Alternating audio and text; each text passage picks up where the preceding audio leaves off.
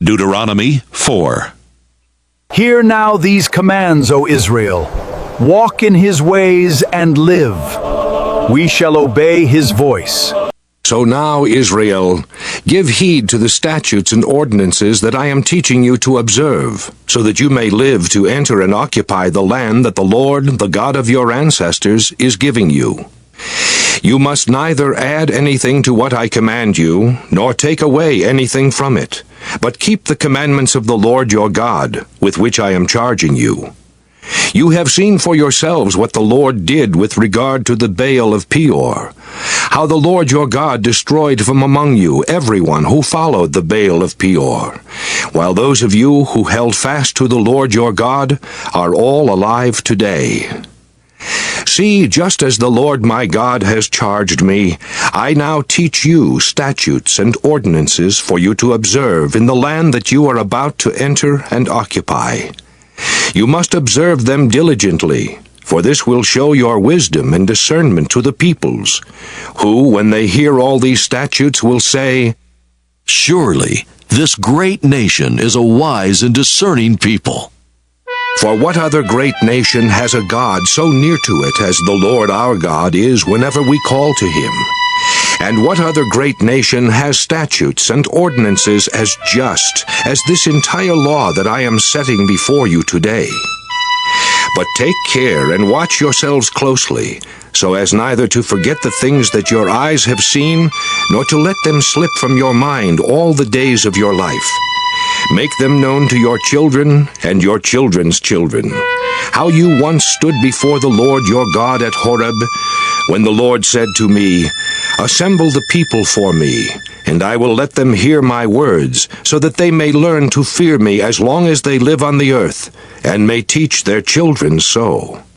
You approached and stood at the foot of the mountain, while the mountain was blazing up to the very heavens, shrouded in dark clouds. Then the Lord spoke to you out of the fire. You heard the sound of words, but saw no form. There was only a voice. He declared to you his covenant, which he charged you to observe, that is, the 10 Commandments. And he wrote them on 2 stone tablets. And the Lord charged me at that time to teach you statutes and ordinances for you to observe in the land that you are about to cross into and occupy.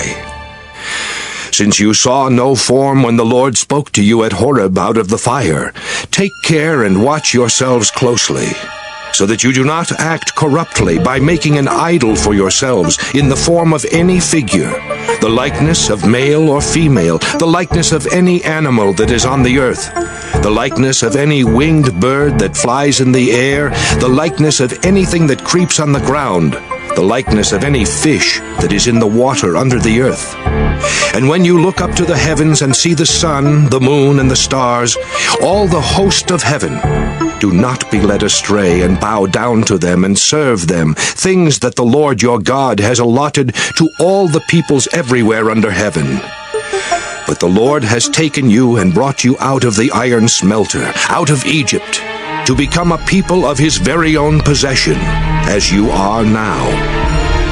The Lord was angry with me because of you, and he vowed that I should not cross the Jordan, and that I should not enter the good land that the Lord your God is giving for your possession. For I am going to die in this land without crossing over the Jordan. But you are going to cross over to take possession of that good land.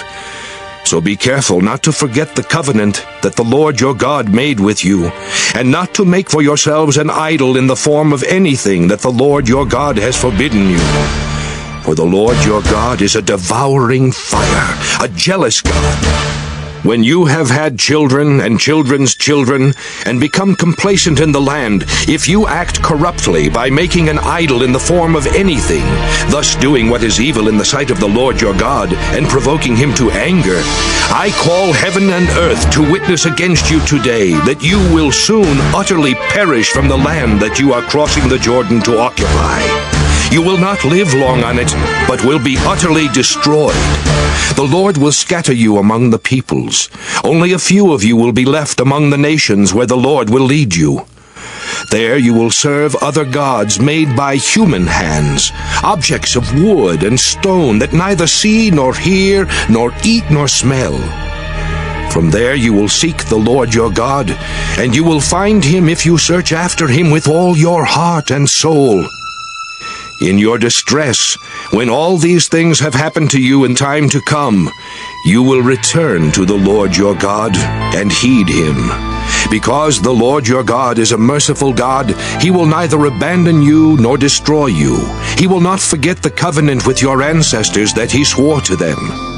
For ask now about former ages, long before your own, ever since the day that God created human beings on the earth. Ask from one end of heaven to the other. Has anything so great as this ever happened? Or has its like ever been heard of? Has any people ever heard the voice of a God speaking out of a fire, as you have heard and lived? Or has any God ever attempted to go and take a nation for himself from the midst of another nation, by trials, by signs and wonders, by war, by a mighty hand and an outstretched arm, and by terrifying displays of power, as the Lord your God did for you in Egypt before your very eyes?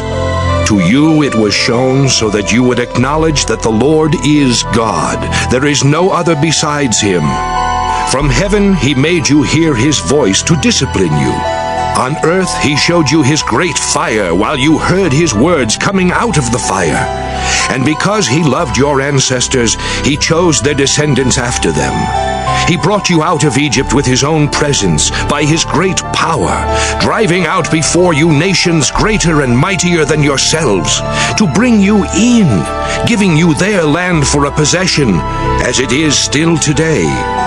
So acknowledge today, and take to heart that the Lord is God in heaven above and on the earth beneath. There is no other. Keep his statutes and his commandments, which I am commanding you today for your own well-being and that of your descendants after you, so that you may long remain in the land that the Lord your God is giving you for all time.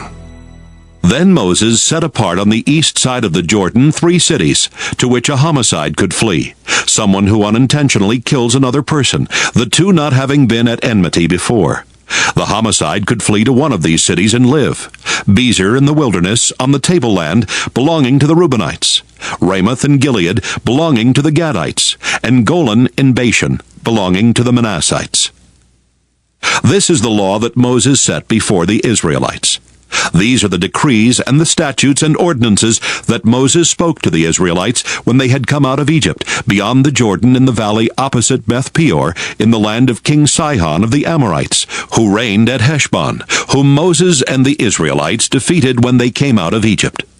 They occupied his land and the land of King Og of Bashan, the 2 kings of the Amorites on the eastern side of the Jordan, from Aroer, which is on the edge of the Wadi Arnon, as far as Mount Sirion, that is Hermon, together with all the Arabah on the east side of the Jordan, as far as the sea of the Arabah under the slopes of Pisgah. Please like, subscribe, and ring the bell.